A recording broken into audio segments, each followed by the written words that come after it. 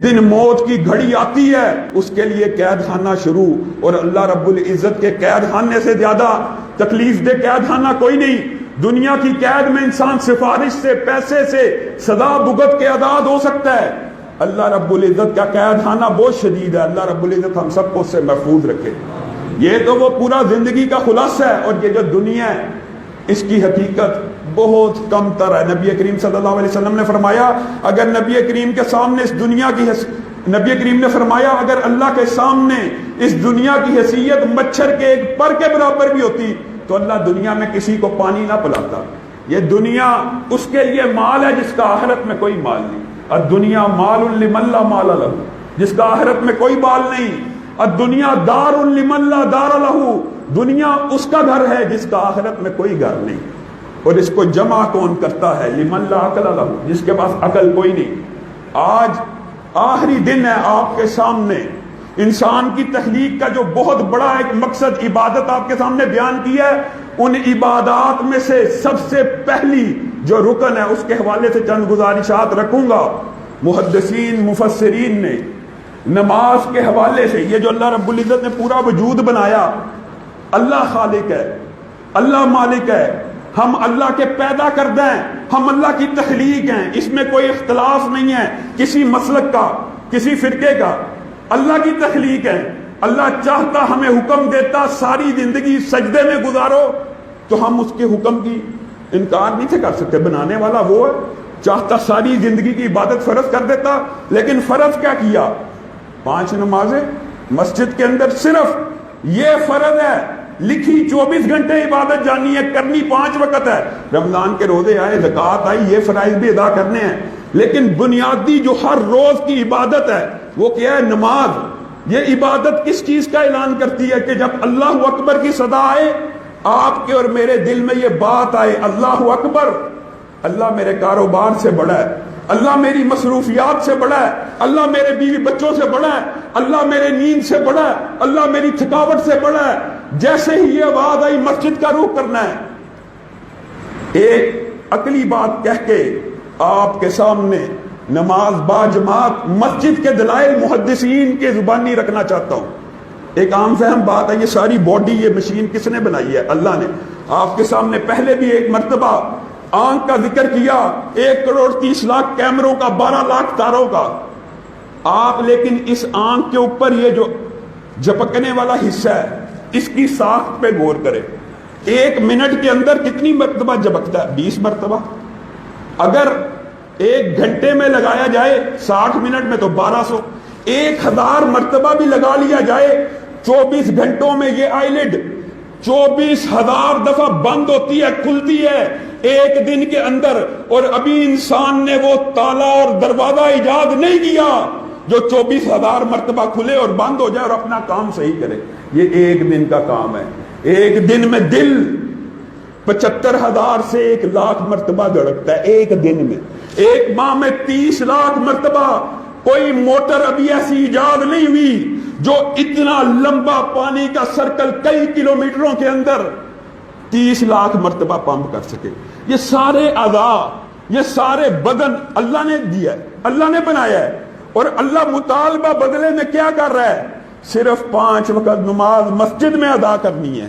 اللہ کی قسم، یہ مطالبہ، یہ حکم مہنگا نہیں ہے۔ صرف 5 وقت مسجد میں آنا ہے۔ رمضان جا رہا ہے، لیکن ایسا نہ ہو کہ رمضان چلا جائے مسجدیں پھر ویران ہو جائیں۔ ہمیں رمضانی مسلمان نہیں ہونا چاہیے، ہمارا اسلام پوری زندگی کے اندر ہونا چاہیے۔ یہ نہیں کہ 1 مہینہ 5 وقت نماز پڑھی مسجد میں، باقی پورا سال نہ پڑھی۔ یہ کیا فلسفہ ہے؟ یہ کیا اصول ہے؟ اللہ کی قسم، اسلام کو رمضانی مسلمان مطلوب نہیں ہے، اسلام کو پورے سال کے مسلمان مطلوب ہیں۔ نماز با جماعت کے حوالے سے معاشرے میں بہت سے اشکال ہیں۔ یہ گھر میں بھی ہو سکتی ہے، گھر میں بھی ہو جاتی ہے۔ مولوی سختی کرتے ہیں، مولویوں نے یہ بات بنائی ہوئی ہے۔ اگر یہ بات اللہ کی قسم مولویوں کی بنائی ہوتی تو معاشرے میں اتنی مسجدیں نہ بنتی۔ بار بار علماء آپ کو یہ نصیحت نہ کرتے۔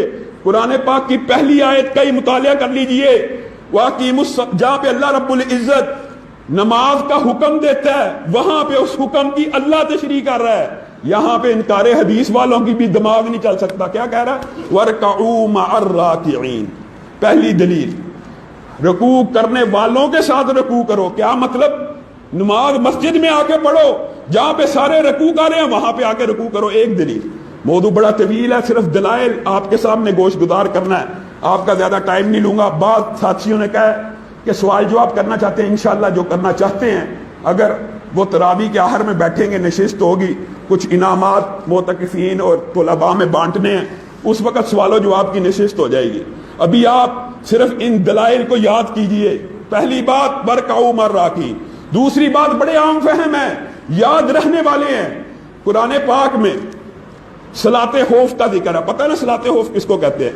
کافر سامنے آ جائے, دشمن سامنے آ جائے, انسان کی جان کا خطرہ ہو, انسان کی جان کا خطرہ ہو, مال کا خطرہ ہو, مرنے کا اندیشہ ہو.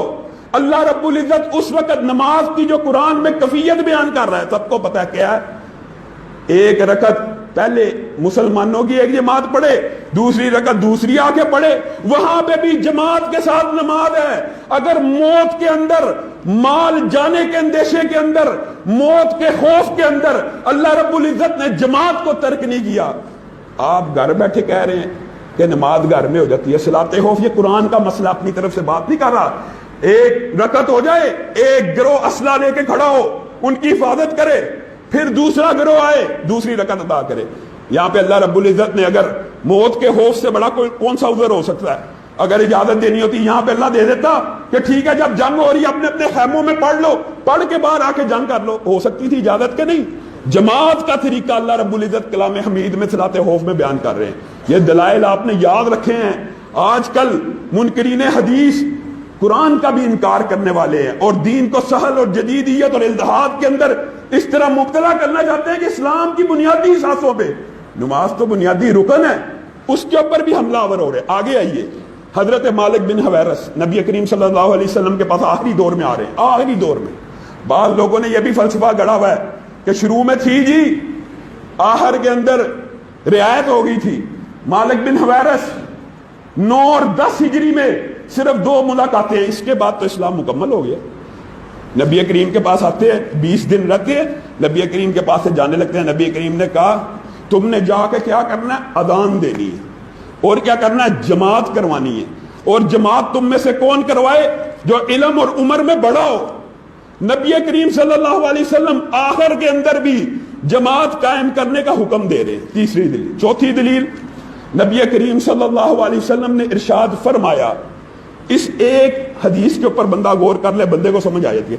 جس ٹائم اذان ہو جائے, جس وقت اذان ہو جائے, نبی کریم نے مسجد سے نکلنے کو منع کیا. کیا مطلب؟ اس کا مطلب یہ ہے کہ جب اذان دے دی جاتی ہے, فرض جماعت نماز بندے کے اوپر فرض ہو جاتی ہے, بندہ مسجد سے بھی نہیں نکل سکتا.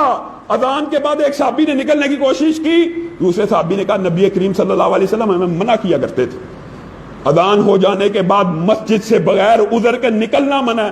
تو یہ بات اس چیز کے اوپر دلالت کرتی ہے کہ نماز با جماعت فرض ہے. آگے آئیے, حضرت عبداللہ ابن مکتوم, مشہور واقعہ, سب کو پتا ہے, نبینا صحابی ہیں. نبی کریم کے پاس آ کے بعض محدثین نے لکھا 6, بعض نے لکھا 8 عذر پیش کرتے ہیں. نبی کریم صلی اللہ علیہ وسلم, میں نبینا ہوں, ایک بات, میرے پاس رہنما نہیں, 2 باتیں, رستہ خراب ہے, رستے میں درخت ہیں, جھاڑیاں ہیں, 3 باتیں, رستے میں مودی درندے ہیں, سانپ ہیں, بچھو ہیں, شیر ہیں, میں اندھا ہوں, میں اپنا دفاع نہیں کر سکتا, 4 باتیں. 5ویں بات, میں بوڑھا ہو چکا ہوں. 6ٹھی بات, میری ہڈیاں کمزور ہو چکی ہیں, میں لاغر ہو چکا ہوں. یہ 6 باتیں کرنے کے بعد, بعد محدثین نے انہی 6 باتوں کو 8 کے اوپر منطبق کیا ہے. یہ 6 باتیں کرنے کے بعد نبی کریم سے کہتے ہیں اتنے عذروں کے بعد میں گھر میں نماز پڑھ لیا کروں. نبی کریم صلی اللہ علیہ وسلم کہتے ہیں کیا تجھے اذان کی آواز آتی ہے؟ ندا سنائی دیتی ہے؟ مؤذن آپ کو اور مجھے ندا دے رہا ہے, اللہ اکبر, حی علی الصلاۃ, نماز کی طرف آؤ, کامیابی کی طرف آؤ.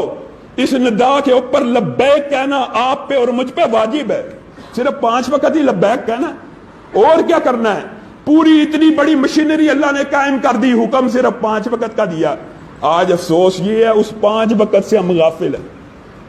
ہاں سنائی دیتی ہے آقا, اگر سنائی دیتی ہے تو جواب دینا واجب ہے, تجھے بھی مسجد میں آنا ہوگا. اگر اس نبینا صحابی, بوڑھے صحابی, کمزور صحابی, ہڈیاں شکستہ ہو چکی ہیں, ان کے لیے رہنما کوئی نہیں, جانور رستے میں موذی, اگر ان کے لیے رخصت نہیں ہے, آپ کے اور میرے لیے کیسے رخصت ہو سکتی ہے؟ نبی کریم صلی اللہ علیہ وسلم کی اگلی بات سنیے دلائل میں سے. نبی کریم صلی اللہ علیہ وسلم نے کہا تم باجماعت نماز چھوڑنا ترک کر دو. حدیث صحیح ہے, باجماعت نماز چھوڑنا ترک کر دو ورنہ تمہارے دل غافل ہو جائیں گے, تمہارے دلوں کے اوپر غفلت کے بعد مہریں لگ جائیں گی اور تم سے نیکی کے کام ہو ہی نہیں سکیں گے. اس حدیث سے بھی سارے محدثین نے استدلال کیا کہ یہ حدیث دلالت کرتی ہے باجماعت نماز کی فرضیت پہ. ابھی بھی کسی کو شک ہے تو نبی کریم صلی اللہ علیہ وسلم نے نماز سے پیچھے رہنے والوں کے بارے میں جو بات کہی ہے اس کو یاد کر لیں. نبی کریم نے کہا فجر اور عشاء کی نماز منافقین کے اوپر بھاری ہے. نماز باجماعت سے پیچھے رہنے والا منافق ہے. نبی کریم صلی اللہ علیہ وسلم نے منافقوں کی جو 2 نشانیاں بتائی ہیں اس کی آج بھی عام فہم اور آسان دلیل کیا, وہ نہ فجر کی نماز میں حاضر ہوں گے نہ عشاء کی نماز میں حاضر ہوں گے. تو اس کا مطلب یہ ہے کہ یہ نماز فرض ہے اور اس کو سوائے منافق کے کوئی نہیں چھوڑتا. آگے چلیے, نبی کریم, موضوع بہت طویل ہے اس لیے یہ 11 دلائل محدثین کے دیے ہوئے ہیں, بعض نے اس کو 10 کا کہا, بعض نے 14 بھی ذکر کیے, لیکن راجح موقف یہی ہے کہ 11 دلائل صحیح احادیث اور قرآن سے ثابت ہیں نماز باجماعت کی اہمیت کے اوپر. نبی کریم صلی اللہ علیہ وسلم نے ایک دن پکا ارادہ کیا, اس حدیث سے دیکھیے کیا اندازہ ہوتا ہے, پکا ارادہ کیا کہ میری جگہ نماز کوئی اور پڑھائے اور میں ایندھن اکٹھا کروں, میں لوگوں کو حکم دوں کہ لکڑیوں کو اکٹھا کیا جائے اور میں ان لوگوں کے گھروں کو جا کے آگ لگا دوں جو مسجد میں حاضر نہیں ہوتے.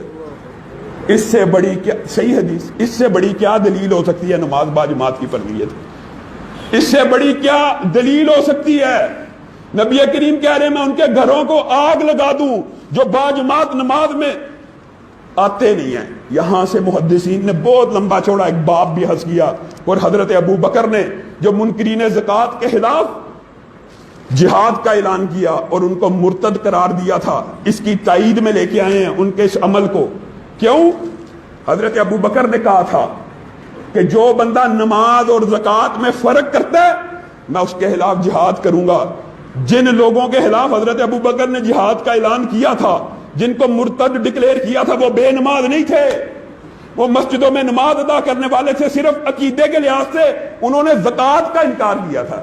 تو جو بندہ زکوٰۃ کا انکار کر کے مرتد ہے تو باجماعت نماز کا یہ عقیدہ رکھے کہ مسجد کے علاوہ بھی ہو جاتی ہے, اس کے بارے میں آپ خود حکم لگا لیجیے. عقیدہ یاد رکھیے. ایک اور بات آئیے تو کہہ دیتا ہوں, عقیدہ انسان کا پختہ اور مضبوط ہونا چاہیے. عقیدہ یہ ہونا چاہیے داڑھی منڈوانا حرام ہے, داڑھی کٹوانا نجائز ہے, پھر ہی اللہ تعالیٰ توبہ کی توفیق دے گا.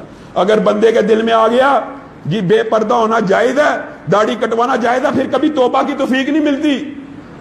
اگر عقیدہ یہ نہیں ہوگا کہ مسجد میں نماز فرض ہے, اللہ تعالیٰ کبھی توفیق بھی نہیں دے گا. پہلے عقیدہ سیدھا ہونا چاہیے کہ نماز باجماعت مسجد میں فرض اللہ رب العزت نے کی ہے, باجماعت فرض کی ہے. جب یہ عقیدہ ہوگا تب بھی اصلاح ہو سکتی ہے, تب بھی توبہ ہو سکتی ہے. نبی کریم صلی اللہ علیہ وسلم نے اپنے صحابہ کو ایک سنہری اصول بتایا باجماعت نماز کی فرضیت کے حوالے سے, جو بہت بڑی دلیل ہے.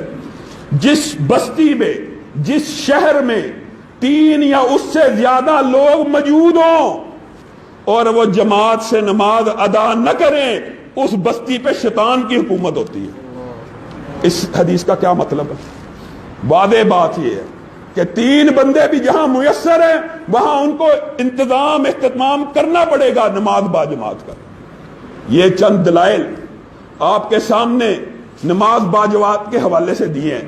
اللہ رب العزت کہنے والے کو اور سب سننے والوں کو توفیق دے کہ رمضان کے بعد بھی اسی طرح مسجدوں میں آ کے نمازوں کو ادا کریں. انشاءاللہ تراویح کے بعد جو ساتھی سوال کرنا چاہیں کریں گے. اس کے ساتھ ہی متصل کچھ نمازیوں کے لیے اور معتکفین جتنے بھی ہیں عورتوں مردوں کے لیے کچھ انعامات ہیں، اور جو طلباء جنہوں نے بہت اچھی خدمت کی ہے ان کے لیے کچھ تحفے تحائف ہیں، اور مسجد کے ملازمین کے لیے کچھ تحفے تحائف ہیں۔ سبحان ربک رب العزت عما یصفون وسلام علی المرسلین والحمد للہ رب العالمین۔